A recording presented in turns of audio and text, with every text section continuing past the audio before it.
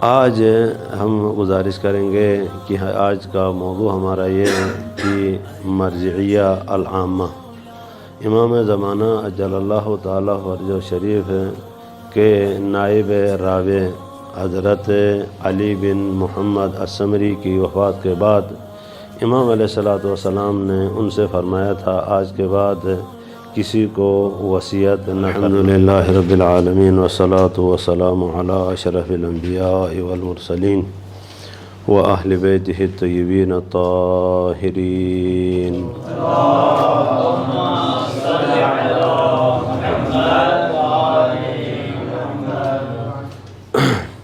ولعنۃ اللہ علی اعدائہم من یوم عداوتہم الی یوم الدین۔ اللہم وفقنا وجمیع المشتغلین بالعلم والعمل الصالح بحق محمد وآل محمد۔ استغفر اللہ ربی واتوب الیہ۔ رب اشرح لی صدری ویسر لی امری واحلل عقدۃ من لسانی یفقہوا قولی وبہ نستعین خیر من یا رب العالمین۔ کل والے درس میں عرض کیا تھا کہ امام زمانہ اجل اللہ تعالیٰ فرجہ شریف کے زمانے میں یعنی نواب جب نیابت خاصہ چل رہی تھی اس وقت بعض لوگوں نے کذباً وزوراً دعویٰ کیا تھا، سفارت کا اور وکالت خاصہ کا بھی دعویٰ کیا تھا۔ ان میں سے 8 بندوں کو ذکر کیا تھا، جو 8 بندے تھے اس زمانے میں نواب اربعہ کے زمانے میں انہوں نے وکالت خاصہ کا دعویٰ کیا تھا، حالانکہ وہ نہیں تھے۔ ان کی مذمت کے بارے میں امام زمانہ اجل اللہ تعالیٰ فرجہ شریف نے جو بتایا وہ کل آپ کو ہم نے عرض کر دیا۔ آج ہم گزارش کریں گے کہ آج کا موضوع ہمارا یہ ہے کہ مرجعیہ العامہ، امام زمانہ اجل اللہ تعالیٰ فرجہ شریف کے نائب راوی حضرت علی بن محمد الثمری کی وفات کے بعد امام علیہ السلام نے ان سے فرمایا تھا آج کے بعد کسی کو وصیت نہ کرنا۔ تو انہوں نے کہا کہ لقد وقع الغیبہ التامہ الکبریٰ، تو اس غیبت کبریٰ میں ہمارا وظیفہ کیا ہے کہ ہم کس طرح امام تک پہنچیں، امام کے احکام کس طرح لیں۔ تو امام علیہ السلام نے اپنے کسی نائب کے ذریعے سے ایک شیعہ جو مخلص تھا امام علیہ السلام کا، اس نے امام کی خدمت میں خط لکھا تھا۔ تو امام علیہ السلام نے اس کے جواب میں لکھا، تو یہ جو جس نے پوچھا تھا وجہاء شیعہ میں سے ایک شیعہ وہ کون تھا؟ وہ اسحاق بن یعقوب۔ اس نے حضرت محمد بن عثمان النابی الثانی کے ذریعے سے امام علیہ السلام سے پوچھا تھا۔ تو امام علیہ السلام کی طرف سے توقیع ظاہر ہو گئی۔ امام علیہ السلام نے حکم فرمایا اپنے شیعوں کو۔ تو امام علیہ السلام نے فرمایا وَأَمَّا الْحَوَادِثُ الْوَاقِعَةُ وَأَمَّا الْحَوَادِثُ الْوَاقِعَةُ فَارْجِعُوا فِيهَا إِلَى رُوَاةِ حَدِيثِنَا فَارْجِعُوا فِيهَا إِلَى رُوَاةِ حَدِيثِنَا فَإِنَّهُمْ حُجَّتِي عَلَيْكُمْ وَأَنَا حُجَّةُ اللَّهِ عَلَيْكُمْ۔ امام علیہ السلام نے فرمایا کہ جب غیبت کبریٰ شروع ہوگی تو اس وقت ہمارے شیعوں کے لیے ضروری ہے کہ وہ ہمارے ان علماء کی طرف رجوع کریں، ان کی طرف ان کا مرجع ہونا چاہیے کہ وہ کون سے الی رواۃ حدیثنا، جو ہماری حدیثوں کو بیان فرمائیں، ان کی طرف تمہارا رجوع ہونا چاہیے۔ مولا کیوں؟ فرمایا فَإِنَّهُمْ حُجَّتِي عَلَيْكُمْ، تحقیق یہ ہمارے علماء، یہ ہمارے مراجع جو ہیں یہ میری طرف سے تمہارے اوپر حجت ہیں۔ امام علیہ السلام نے فرمایا فَإِنَّهُمْ حُجَّتِي عَلَيْكُمْ، وہ یہ علماء جو ہیں میری طرف سے تمہارے اوپر حجت ہیں، وَأَنَا حُجَّةُ اللَّهِ عَلَيْكُمْ، اور میں خدا کی طرف سے تمہارے پر حجت ہوں، اور یہ علماء جو ہیں میری طرف سے تمہارے پر حجت ہیں کہ جو بھی کوئی مسئلہ درپیش آ جائے تو وہ کسی صورت میں بھی تم نے اس کو نہیں چھوڑنا ہے۔ امام نے حکم فرمایا ہے کہ ان مراجع کی طرف، علماء کی طرف رجوع فرمائیں۔ ایک واقعہ ملتا ہے کہ امام حسن عسکری علیہ السلام کے زمانے میں ایک شیعہ اور سنی کے درمیان ایک مناظرہ ہوا۔ مناظرے میں یہ طے ہوا تھا کہ جو بھی جیتے گا وہ جو ہے، جو ہارے گا وہ جیتنے والے کی مذہب اختیار کرے گا۔ اگر شیعہ ہارے تو شیعہ کو یعنی کیا مذہب عامہ اختیار کرنا چاہیے تجھے، یعنی تو سنی ہو جا۔ تو شیعہ نے اس پر شرط لگائی تھی، اگر میں جیتا تو تجھے شیعہ ہونا چاہیے۔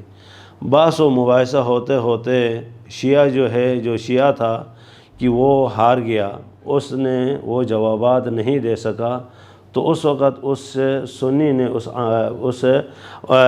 ابناء عامہ میں سے جو شخص تھا اس نے کہا کہ اب تجھے چاہیے کہ تو آ کر وہ کیا اختیار کر، سنیت اختیار کر، مذہب عامہ اختیار کر۔ اس نے کہا ایسا نہیں ہو سکتا ہے، اگر میں جیتتا تو ہر صورت میں تجھے فرض تھا کہ تو شیعہ ہو جاتا، لیکن میں اگر ہاروں تو میں سنی نہیں ہو سکتا، ابناء عامہ میں سے نہیں ہو سکتا۔ کیوں کہ تمہاری جو حجت ہے، تمہارا جو امام ہے جو ابھی اس دنیا میں موجود نہیں ہے، میرا امام ابھی موجود ہے، اگر میں کوئی غلطی کر جاؤں، اگر کسی مرحلے تک میں نہ پہنچاؤں تو میں اپنے امام تک جاؤں گا، اپنے امام سے اس کا حکم لوں گا، تو کسی صورت میں بھی میں تیرا مذہب اختیار نہیں کرتا، تیرا مذہب اختیار نہیں کرتا، میرا امام زندہ ہے۔ اس وقت امام حسن عسکری علیہ السلام کا زمانہ تھا، وہ امام علیہ السلام کے پاس آیا۔ جب امام علیہ السلام کے پاس آیا تو امام علیہ السلام نے پتہ اس کو کیا کہا، اس کو کہا یہ جو بات تو نے اس سنی کے بارے میں کے لیے کی ہے کہ یہ تیری کیا کہتے ہیں، تیری اتنی عقل نہیں تھی کہ تو یہ بیان کر سکتا، خداوند کریم نے تیرے اوپر الہام کیا ہے یہ بات کہ تو یہ کہہ سکے کہ میں جا کر اپنے امام سے یہ بات پوچھوں گا۔ یہ بھی آج کے زمانے میں بھی ہمارے جتنے علماء ہیں وہ امام زمانہ اجل اللہ تعالیٰ فرج و شریف کی طرف سے میرے اور آپ کے اوپر حجت ہیں۔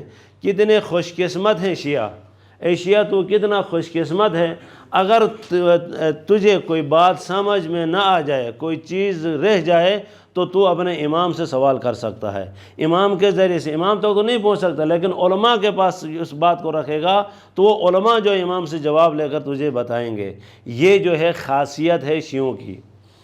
تو اب عرض کریں کہ اب مرجعیت عامہ کہاں سے شروع ہو گئی، اس کی ابتدا کہاں سے ہوئی؟ مرجعیت عامہ جب حضرت نائب الرابع علی بن محمد السمری اس دنیا سے چلے گئے تو اس وقت لوگوں نے کہا کہ اے علی بن محمد اب کس کو وصیت کرتے ہو، آج کے بعد تیرا وصی کون ہے، کس کے ذریعے سے ہم امام تک پہنچائیں؟ اس نے کہا کہ وَلِلَّهِ الْأَمْرُ الْبَالِغَ، اب یہ امر جو ہے خداوند کریم کے سپرد ہے، تم جانیں اور تمہارے احکام جانیں، اور تم جو ہے اس وقت اگر تمہیں کسی چیز کی ضرورت ہو تو اس حدیث کی طرح انہوں نے اشارہ کیا کہ جو امام زمانہ نے اپنے کسی خاص شیعہ کے لیے لکھا تھا، فَارْجِعُوا فِيهَا إِلَىٰ رُوَاةِ حَدِيثِنَا وَإِنَّهُمْ حُجَّتِي عَلَيْكُمْ وَأَنَا حُجَّةُ اللَّهِ عَلَيْكُمْ۔ تو اب جو ہے علماء کی طرف مراجعت کریں۔ پہلا مرجع غیبت کبریٰ کی ابتدا ہونے کے بعد وہ تھے جناب، درود بھیجے محمد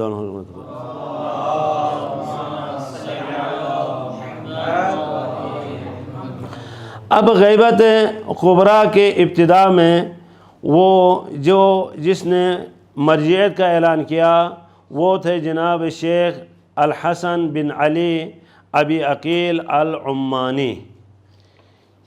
پہلا مرجع امام زمانہ کی غیبت کبریٰ کے بعد یہ ہیں، کون ہیں؟ الحسن بن علی ابی عقیل النعمانی، یہ ہیں امام زمانہ کی غیبت کبریٰ شروع ہونے کے بعد مرجعیت کا اعلان جو ہے انہوں نے کیا، جن کے بارے میں جناب سید مہدی بحر العلوم بہت بڑے مرجع گزرے ہیں، نجف کے سید مہدی بحر العلوم رضوان اللہ تعالیٰ علیہ، وہ کہتے ہیں کہ یہ جو ہیں شیخ ابو عقیل النعمانی رضوان اللہ تعالیٰ علیہ اپنے علم میں، علم و اصول و فقہ میں یہ ماہر تھے، یہاں تک کہ حضرت علامہ الحلی رضوان اللہ تعالیٰ علیہ اور محقق حلی رضوان اللہ تعالیٰ علیہما،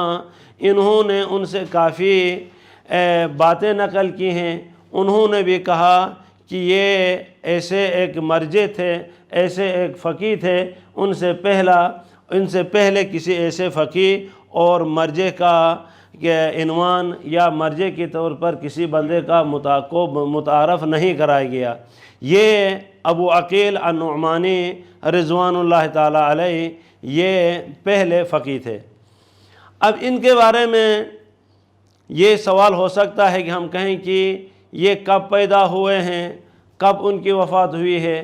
کتابوں میں ان کی وفات کے بارے میں بھی ذکر نہیں، کب فوت ہو گئے ہیں، ان کی ولادت کے بارے میں بھی کوئی کہیں نہیں ملتا ہے کہ کب وفات پا گئے ہیں، کب یہ پیدا ہوئے ہیں۔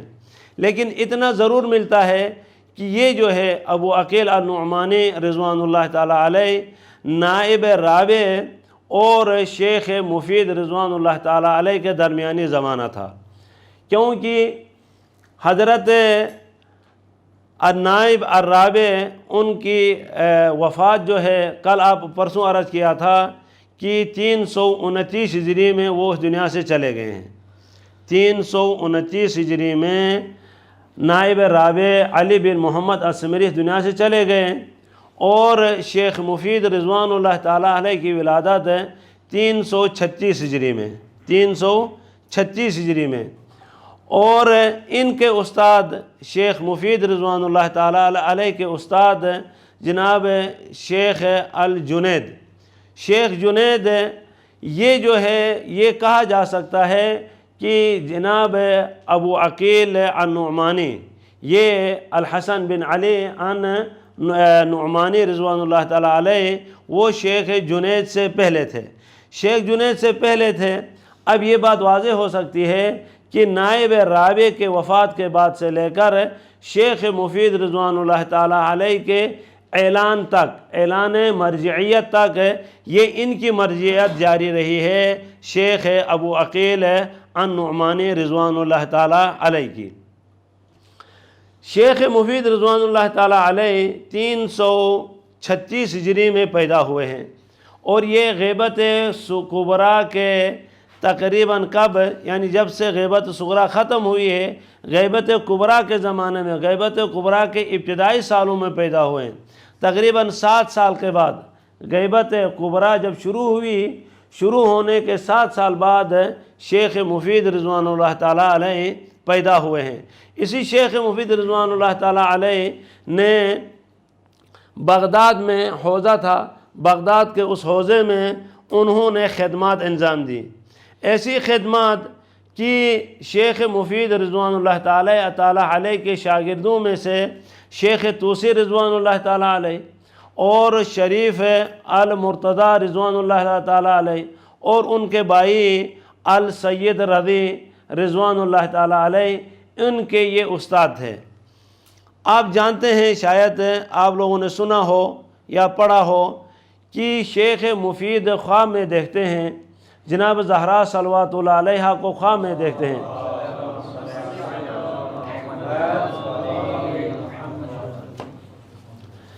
جناب زہرا صلوات اللہ علیہا کہ ایک ہاتھ میں حسن علیہ السلام کو پکڑا ہوا، دوسرے ہاتھ میں امام حسن علیہ السلام، حسین علیہ السلام کو پکڑا ہوا ہے، پکڑ کر شیخ مفید رضوان اللہ تعالیٰ علیہ کے پاس جاتی ہیں، جا کر عرض فرماتی ہیں، اے شیخ، یہ میرے دونوں بیٹے حسن اور حسین ہیں، ان کو اپنے پاس لے جاؤ اور ان کو ان کی تربیت کر، ان کو پڑھا،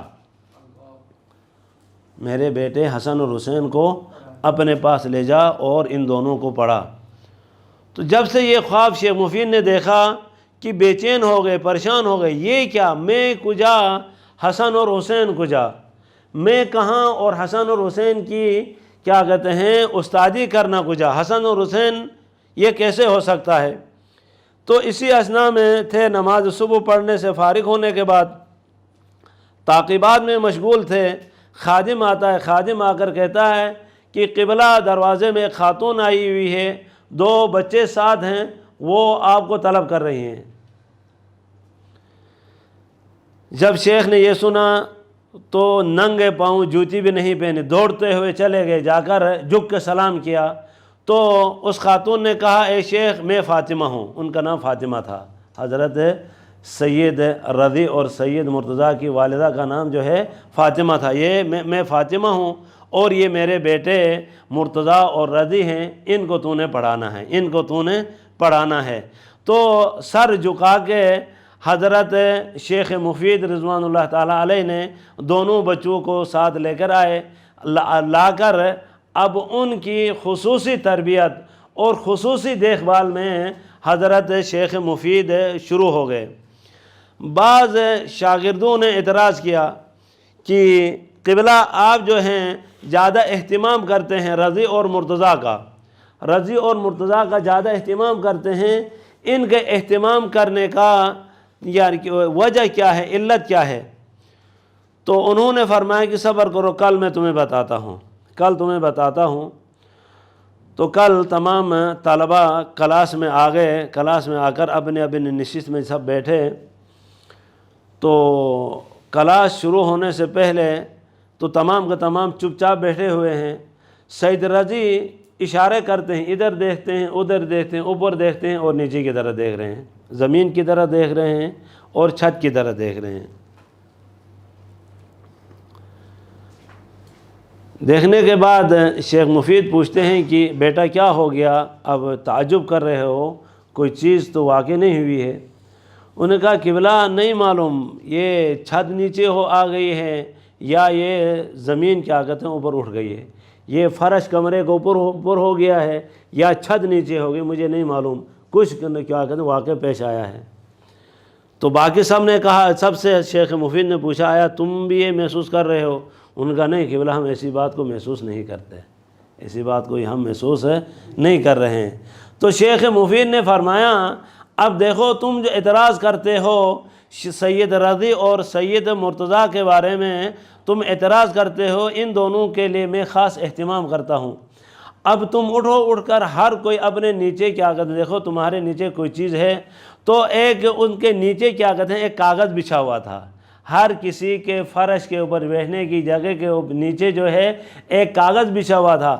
یہ کاغذ کتنا موٹا ہوتا ہے، کاغذ بچھا ہوا تھا، کاغذ کے اوپر بیٹھنے سے سید رضی کو پتہ چلا کہ میں کسی اونچی جگہ میں بیٹھا ہوں، میں کسی اونچی جگہ میں بیٹھا ہوں، اور یہ اگر میں سید رضی اور سید مرتضیٰ کا اتنا اہتمام نہ کروں تو پھر کون اہتمام کرے؟ اتنے یہ ذہین ہیں، اتنے یہ باریک ہیں، اتنے کمزور سے یعنی چھوٹے سے پتلے سے کاغذ کا اس کو محسوس ہو گیا کہ اس کے نیچے کوئی چیز بچھی ہوئی ہے۔ تو تم لوگوں کو پتہ چلنا چاہیے کہ رضی اور مرتضیٰ کا مقام کیا ہونا چاہیے۔ اسی طرح ایک اور واقعہ ان دونوں بھائیوں کا ملتا ہے۔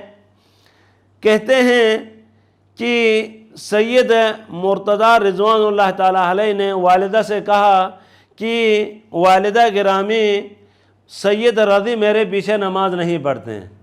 سید رضی چھوٹے تھے اور سید مرتضیٰ بڑے تھے، تو عرض کیا کہ یہ میرے پیچھے نماز نہیں پڑھتے ہیں۔ تو سید رضی کو والدہ نے کہا کہ بھائی کے پیچھے نماز کیوں نہیں پڑھتے ہو؟ تو سید رضی نے اپنی مجبوری بیان کرنے کے بعد کہا ماما مسئلہ نہیں ہے، آئندہ جو میں اپنے بھائی کے پیچھے نماز پڑھنے کے لیے جایا کروں گا، کچھ مصروفیات کی وجہ سے میں نہیں جا پاتا تھا۔ نماز کے لیے گئے، نماز کے جانے کے بعد نماز جب پڑھ رہے تھے درمیان میں سید رضی نے نماز فرادہ شروع کر دی۔ نماز پڑھ رہے تھے تو سید رضی نے درمیان میں نماز جو ہے فرادہ شروع کر دی۔ تو نماز کے بعد پتہ چلا کہ سید رضی جو ہے نماز میں جماعت چھوڑ کر فرادہ نماز شروع کر دی ہے۔ تو سید مرتضیٰ نے سوچا کہ پہلے سے زیادہ اسوہ ہو گیا، پہلے تو نہیں آتے تھے تو بہتر تھا، اب آنے کے بعد جماعت فاسد کر دی، جماعت میں آئے، آنے کے بعد جماعت سے نکل گئے۔ تو سید مرتضیٰ نے کہا کہ بھائی خیر ہے، نماز سے کیا کہتے ہیں، آپ نے فرادہ اختیار کیا، فرادہ نماز شروع کر دی، کیا ماجرا ہے، کیا وجہ ہے؟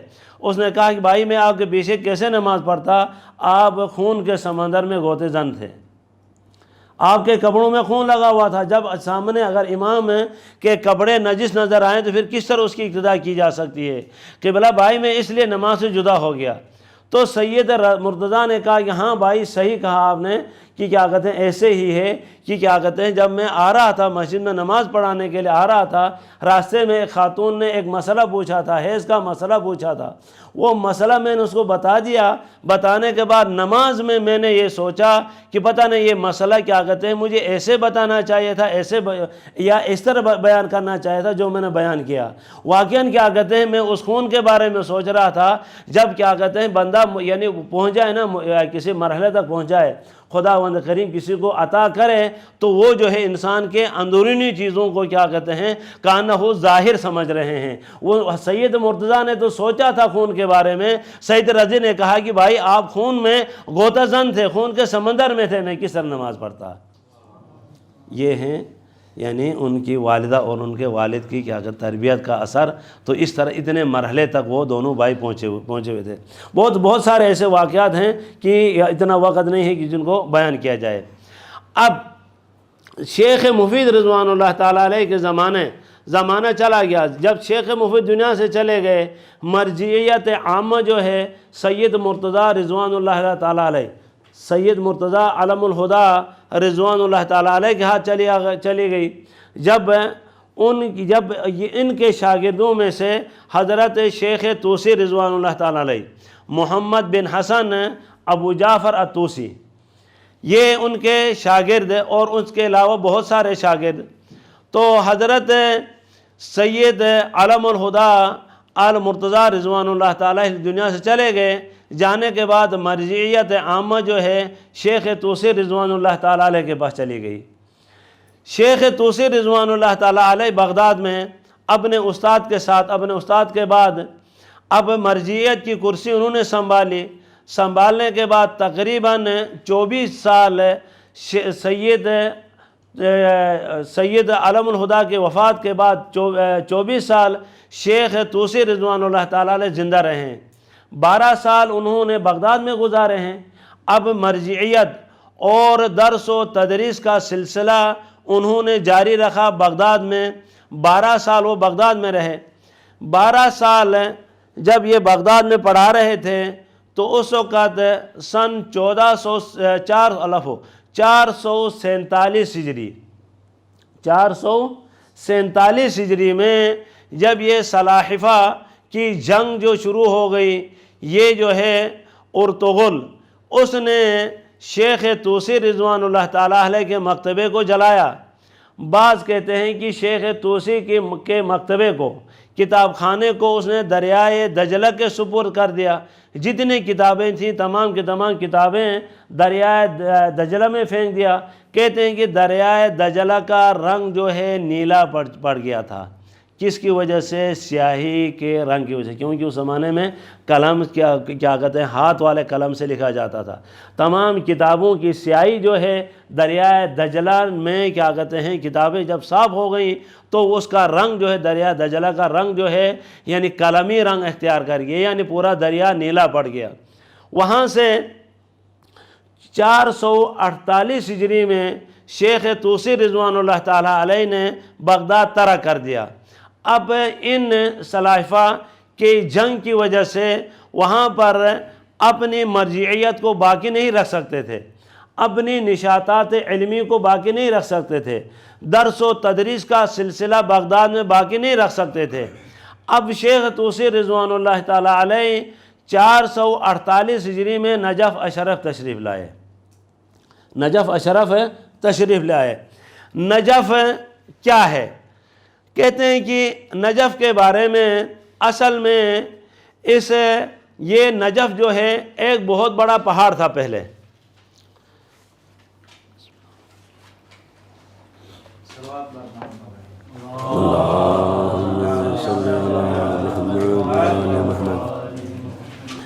ایک پہاڑ تھا.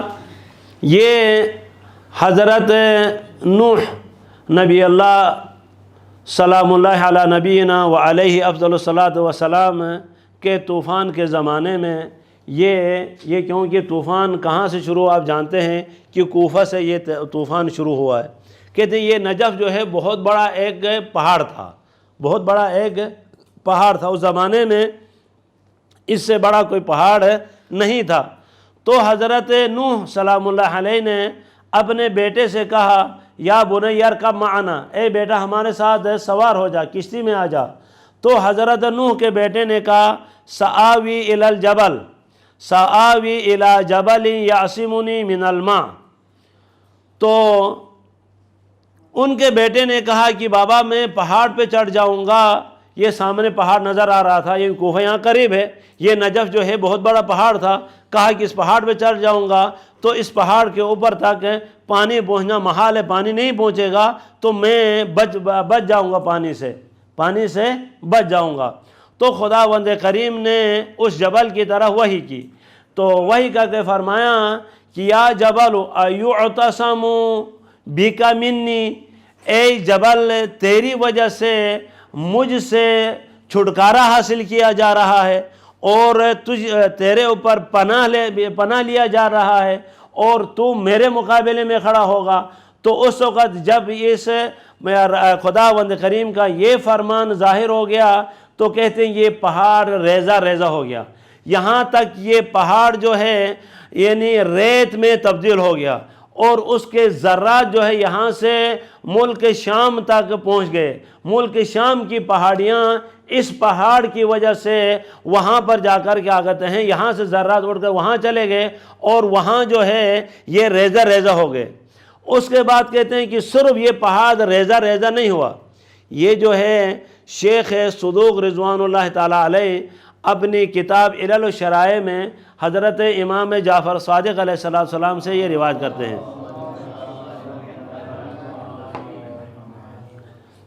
یہ جو ابھی عرض کیا ہے یہ بات جو ہے انہوں نے چھٹے امام علیہ السلام سے یہ روایت انہوں نے نقل کی ہے.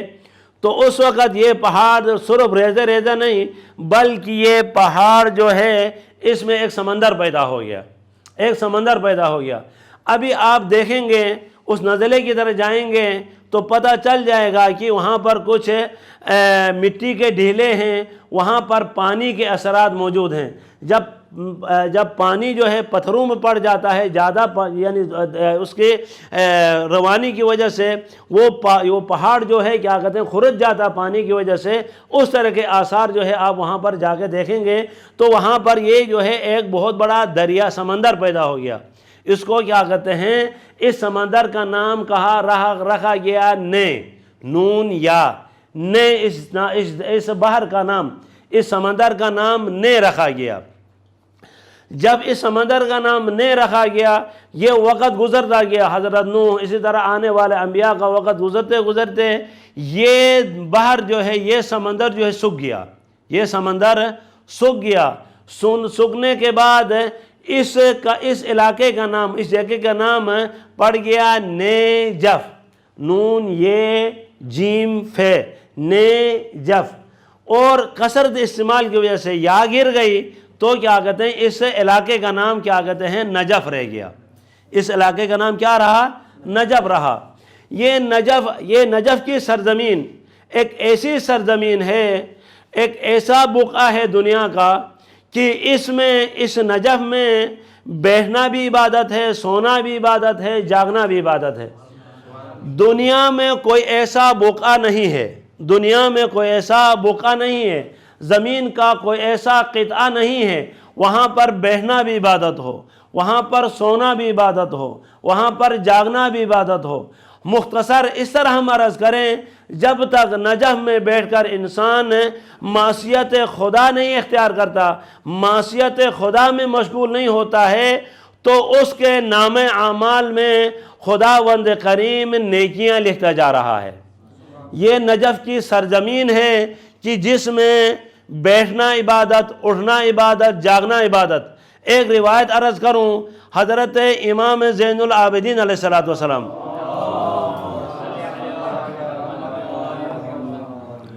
واقعہ کربلا کے بعد یہاں تشریف لائے تھے نجف میں، یہاں سامنے مقام امام زین العابدین، شاید آپ لوگ گئے ہوں، اگر نہ گئے تو جانا وہاں پر، یہ امام علیہ السلام کا مقام امام زین العابدین۔ یہاں آ کر امام علیہ السلام نے اپنے خادم سے فرمایا مغرب کے بعد، فرمایا کہ یا غلام افرش لی الفراش، اے غلام میرے لیے بستر بچھا دے۔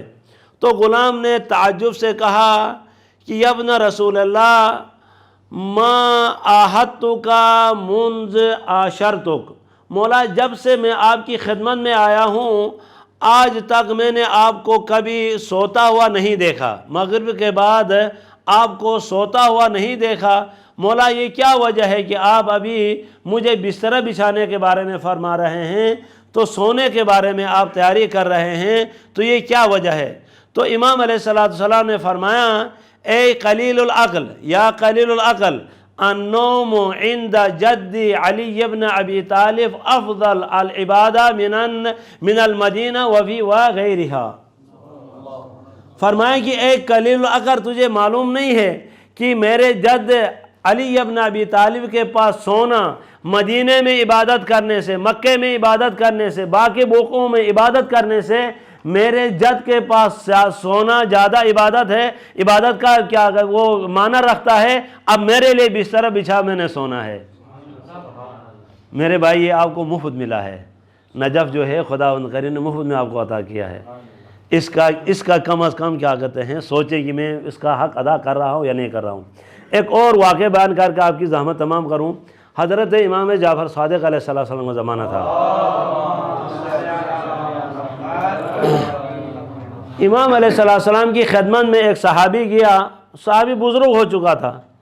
اب انسان جب بزرگ ہوتا ہے، بچوں کی شادی کرتا ہے تو اپنے واجبات سے فارغ ہوتا ہے، حج بھی کرتا ہے، زیارت بھی کرتا ہے، تمام اعمال سے فارغ ہونے کے بعد اب فارغ ہو جاتا ہے، اپنے دنیا کے روزمرہ کے کاموں سے فارغ ہونے کے بعد اب چاہتا ہے کہ کہیں بیٹھ کے عبادت کرے، ایسے کہ نہیں ہے، کہیں بیٹھ کر عبادت کرے۔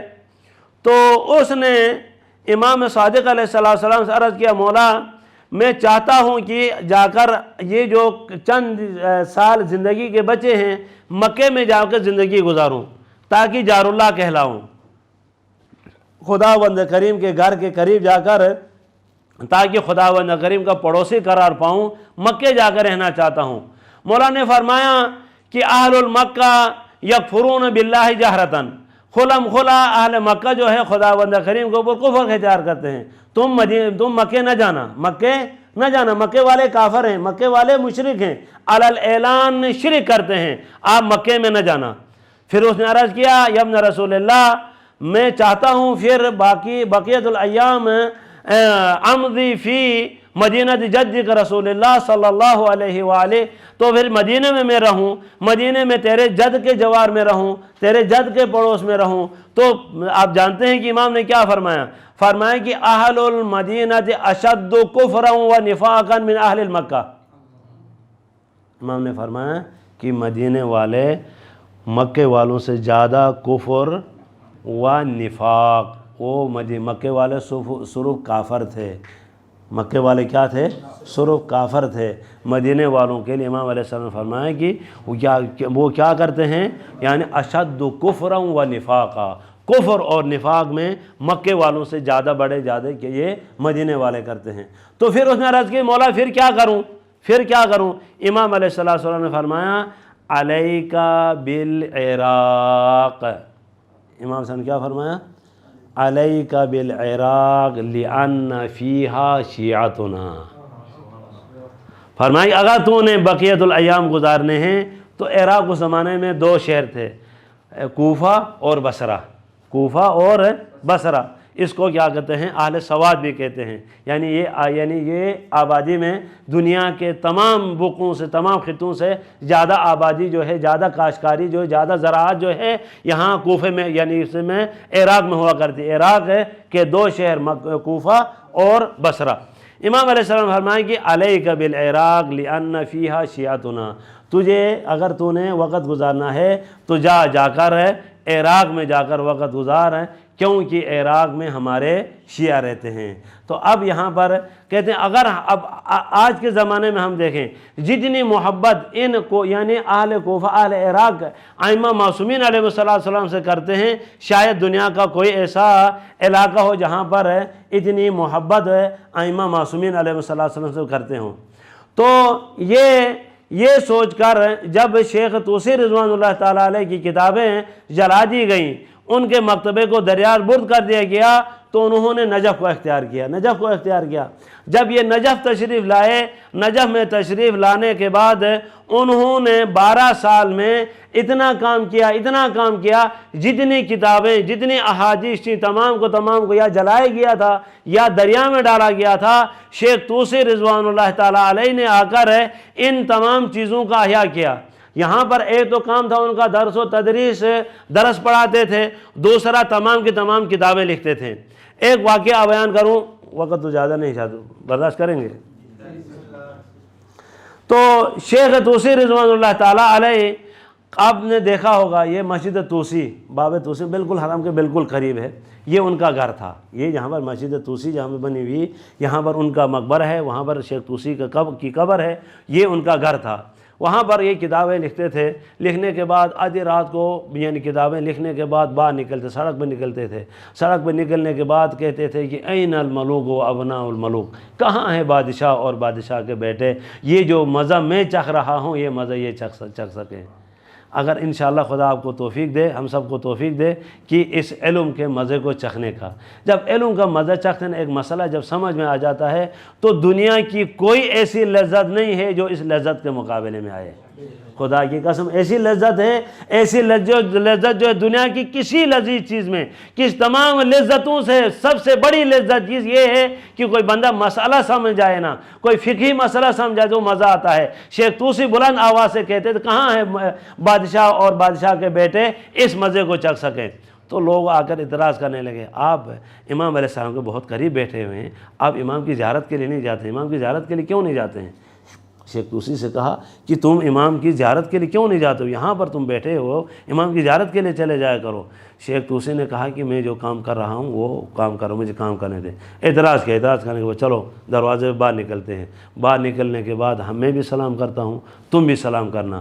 تو کن کے سلام کا جواب امیر المومنین دیتے ہیں، کن کے سلام کا جواب امیر المومنین دیتے ہیں۔ باہر نکلے، وہ عام بندے نہیں تھے، مومن تھے، متقی تھے، پرہیزگار تھے، سب باہر نکل کر سلام کیا، انہوں نے مختلف انداز میں سلام کیا۔ کسی نے ابوالحسن کہہ کے، یا کسی نے امیر المومنین کہہ کے، کسی نے یا علی کہہ کے سلام کیا، کسی نے یا مولا کہہ کے سلام کیا، کسی کے سلام کو کوئی جواب نہیں لکھا۔ شیخ طوسی نے کہا چپ رہو، پیچھے ہٹو سب۔ جب شیخ طوسی آگے بڑھ کے سلام کیا، السلام علیکم یا ابوالحسن یا امیر المومنین کے سلام کیا، تو وہاں سے ایسا جواب آیا کہ جواب جو ہے تمام کے تمام لوگوں نے سن لیا۔ شیخ طوسی کے سلام کا جواب آ گیا، کیونکہ شیخ طوسی جو ہے ایسا کام کر رہے تھے۔ اب یہ اسلام شیعہ جو اگر بچا ہوا ہے تو شیخ طوسی کی محنت اور شیخ طوسی کی کتابیں، شیخ طوسی میں ہر فن میں کتاب لکھی ہے، کتاب رجال میں، کتاب فقہ میں، کتاب اصول میں، کتاب تفسیر میں، عقائد میں، تمام کی تمام کتابیں، حتیٰ کہ ان کی 2 کتابیں جو ہے صحاح اربعہ میں شامل ہوتی ہیں۔ ہماری کیا کہتے ہیں صحیح کتب اربعہ میں جب شامل ہیں 2 کتابیں، ان کی استفسار اور تہذیب جو ہے، یہ 2 کتابیں جو ہیں صحاح اربعہ میں، کتب اربعہ میں شامل ہوتی ہیں۔ ان شیخ طوسی کی ان کتابوں کی برکت سے اب کیا کہتے ہیں شیعت، اب مرجعیت جو ہے یہ باقی ہے۔ اس میں بہت سارے واقعات ہیں، انشاءاللہ موقع ملا تو کچھ آگے بیان کریں گے۔ جب آخری بات بیان کر کے آپ کی زحمت تمام کروں، امیر المومنین علیہ السلام کے قبے کے نیچے، امیر المومنین علیہ السلام کے قبے کے نیچے جب 2 رکعت نماز پڑھیں گے تو یہ 2 رکعت نماز اگر آپ مکے میں پڑھیں، مدینے میں پڑھیں، مسجد کوفہ میں پڑھیں، مسجد علی، یہ بڑی مسجدیں ہیں، 4 مسجدیں دنیا میں، یہ 4 مسجدیں ہیں جہاں پر اعتکاف رکھنے کا حکم ہے۔ مسجد الحرام، مسجد نبوی، مسجد کوفہ اور مسجد علی علیہ السلام فی البصرہ۔ تو ان میں اتنا ثواب نہیں ہے 2 رکعت نماز پڑھنے کا۔ کہتے ہیں کہ قبہ امیر المومنین علیہ السلام کے نیچے 2 رکعت نماز پڑھنا 2 لاکھ نمازوں کے برابر ثواب ہے۔ اگر آپ 1 رکعت نماز امیر المومنین کے قبہ کے نیچے پڑھتے ہیں تو 2 لاکھ نمازوں کے برابر ثواب ملتا ہے۔ میرے بھائی یہ آپ کے لیے خداوند کریم نے اختیار کیا ہے، تو اب یہ کیا کہتے ہیں میری مرضی، اب یہ میرے ہاتھ میں ہے، میں اپنے آپ کو سدھاروں یا اپنے آپ کو خراب کروں۔ خداوند کریم ہم سب کو مولا کائنات امیر المومنین علیہ السلام کے نقش قدم پر چلتے ہوئے ان کے فرامین پہ عمل کرنے کی توفیق عطا فرمائے۔ خداوند کریم ہم سب کو امام زمانہ کے انصار اور امام زمانہ علیہ السلام کے سپاہیوں سے قرار دے۔ والحمدللہ رب العالمین۔